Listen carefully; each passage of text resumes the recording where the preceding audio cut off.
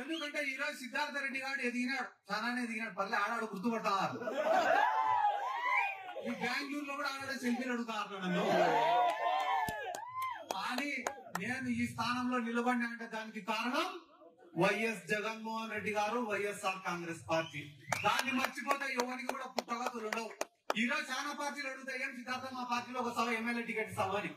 కానీ ఈ స్థానానికి రావడానికి గల కారణం ఏం లేనప్పుడు మనల్ని ప్రోత్సహించినోడు. మెడ్సీ ఐవీఎఫ్ ఉచిత సంతాన సాఫల్య చికిత్స శిబిరం మార్చి 1 నుండి 31 వరకు. గొప్పోడు అన్ని ఉన్నప్పుడు ఎవడైనా పిలుస్తారు. ఏముంది దాంట్లో? ఈ రోజు 4 మంది ఎంపీలు పోయినారు తెలుగుదేశం పార్టీకి. వాళ్ళని 10 మంది గుర్తుపడతారన్నా, వాళ్ళని ఎంపీలో చూస్తారన్నా, వాళ్ళ కాడ డబ్బులని 10 మందికి తెలిసిందన్నా, దానికి కారణం వైఎస్ జగన్మోహన్ రెడ్డి, వైఎస్ఆర్ కాంగ్రెస్ పార్టీ. దాన్ని మర్చిపోయి వాళ్ళేమనుకుంటున్నారు, సొంత బలం అనుకుంటున్నారు. మా కాడ లెక్కుంది కాబట్టి చంద్రబాబు నాయుడు పిలుచుకున్నాడు అనుకుంటున్నారు. మా పైన చంద్రబాబు నాయుడు ఈ విపరీతమైన లవ్ అనుకుంటున్నారు. చేరినాక తెలుస్తుంది లవ్ చేయాలని. మీరు ఒక 2 నెలలు ఉంటే మీరు ఎంతసేపు ఉంటే ఇంకా 1 సైడ్ లవ్వే. మీరు చంద్రబాబుని ప్రేమించాల్సిందే, ఆయన ప్రేమించాడు. మా నియోజకవర్గంలో కూడా మొన్న ఒకటి చెప్తాడు, నేను పోయి చంద్రబాబు నాయుడు కలిసి వచ్చినా పాపం నన్ను చూస్తేనే కన్నీళ్లు పెట్టుకొని దగ్గరికి తీసుకున్నాడు. చంద్రబాబు అంటే రైతు కూడా 40 ఏళ్ళు కాపురం చేసి ఆయన భార్యకే తెలియదు ఆయన ఏడుచాడో.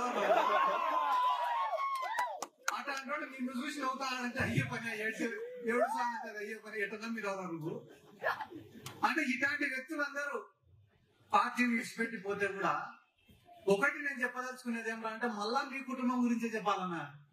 పార్టీ వచ్చిన మొదటి రోజు నుంచి ఈ రోజు వరకు ఆ పార్టీ కోసం కష్టపడతానే కుటుంబం మేఘా పార్టీ కుటుంబం. వాళ్ళు పూటకొక కడువ మార్చేటోళ్ళు కాదు, వీలైతే సాయం చేసేటోళ్ళే తప్ప ఎవరి దగ్గర నుంచి ఏం ఆశించేటోళ్ళు కాదు. ఎందుకంటే డబ్బులు అందరి కాడ ఉన్నాయి ఈ కాలంలో. ఆ కోకాపేటలో ఎకరం ఉంటే 100 కోట్లు. ఎవరి కాడ డబ్బులు లేవు, డబ్బుకు విలువ లేదు. డబ్బు ఉండడం ముఖ్యం కాదు, ఆ డబ్బును ఖర్చు పెట్టే గుణం కూడా ఉండాలా. 10 మందికి సాయం చేసేదానికి ఆ గుండె కూడా ఉండాలా. ఆ గుండెను మనం బతికించుకోవాలి.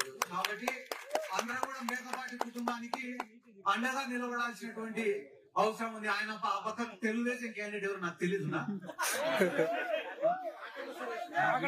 మీరు అనుకోకండి, నువ్వు ఒక పేరు చెప్తాను కానీ ఆడ టికెట్ ఇచ్చేంత వరకు నమ్మకంలో ఎవరికి పొత్తుల భాగంలో పోయినా పోతాయి. ఆయన ఎవరు అమెరికా నుంచి వచ్చినాడని ఇప్పుడే చెప్తున్నారు. మరి ఏమన్నా ఆయన వర్చువల్ లో ఓట్లు అడుగుతాడేమో నాకు తెలియదు. ఏందన్నా లెక్కలో ఉండే పెద్ద బొక్కలు కూడా ఏ పార్టీకైనా, ఏ రాజకీయ పార్టీకైనా ఒక పార్టీ, ఒక నాయకత్వం, ఒక సిద్ధాంతం అనేది ఉండాలి. ఏ రాజకీయ పార్టీ పుట్టినా కూడా ఒక సిద్ధాంతం కోసమే పుట్టింటాయి. కూడు గూడు గుడ్డ అని చెప్పి ఒక పార్టీ పుట్టింది. తెలుగువాడి ఆత్మగౌరవం కోసం అని చెప్పి ఒక పార్టీ పుట్టింది.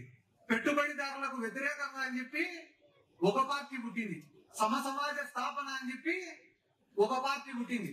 వైఎస్ఆర్ ఆశయ సాధన కోసం అని చెప్పి ఒక పార్టీ పుట్టింది.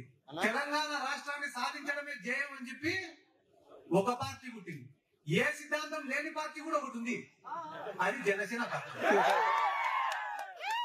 చంద్రబాబు నాయుడు ముఖ్యమంత్రి చేసేదానికి పుట్టిన పార్టీ చంద్రబాబు ఏంటి పెట్టుకున్న పార్టీ.